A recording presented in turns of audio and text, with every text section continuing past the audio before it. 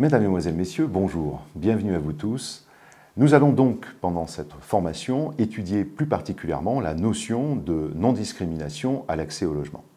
Le professionnel de l'immobilier se doit donc de se poser deux questions principales. Comment assurer le principe d'égalité à l'accès au logement? Première question. Deuxième question, comment participer à la lutte contre la discrimination lors de l'accès au logement?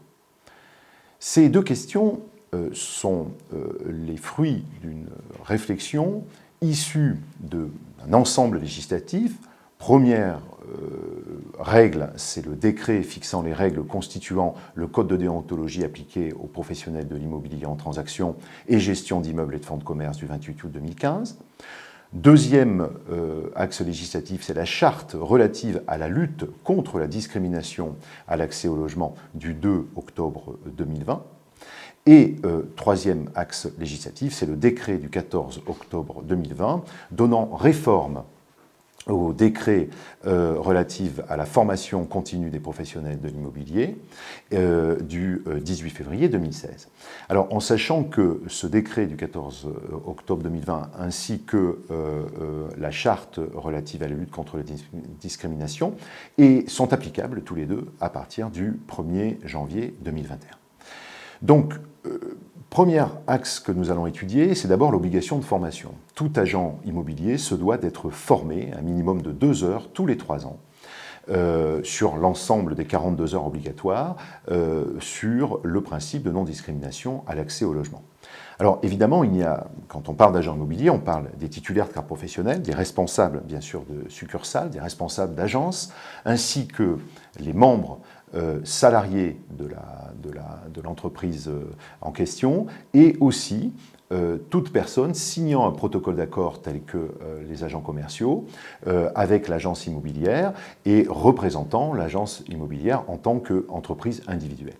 Donc l'ensemble des professionnels de l'immobilier se doivent d'avoir cette formation. L'ensemble des professionnels de l'immobilier par rapport à leur statut, mais l'ensemble des professionnels immobiliers aussi par rapport à leur fonction. Cela peut être des professionnels en transaction, des professionnels en gestion locative, en location, des marchands de liste, ainsi que des syndics. Quoi qu'il en soit, l'intégralité de notre corps professionnel se doit d'être formé au minimum 2 heures tous les 3 ans, sur la non-discrimination à l'accès au logement. Cette durée de formation est d'un minimum de 2 heures. Il s'avère qu'après intellectualisation des différentes problématiques soumises par cette formation, l'obligation serait plutôt axée sur 3 heures à 4 heures de formation, donc 2 fois 2 heures sur une période de 3 ans. Alors, tout professionnel qui se voit avoir une carte en obligation d'être renouvelée, donc tous les 3 ans, doit faire cette formation, et ceci à partir du 1er janvier 2021.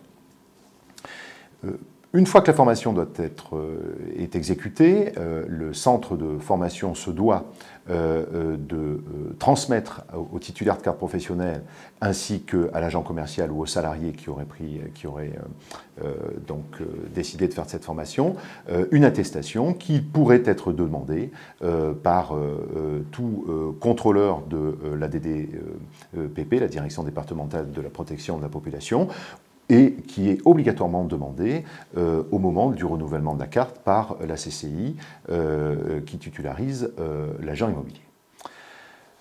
Nous allons directement rentrer dans le vif du sujet en analysant les différents éléments et les conséquences de la charte relative à la lutte contre la discrimination dans l'accès au logement.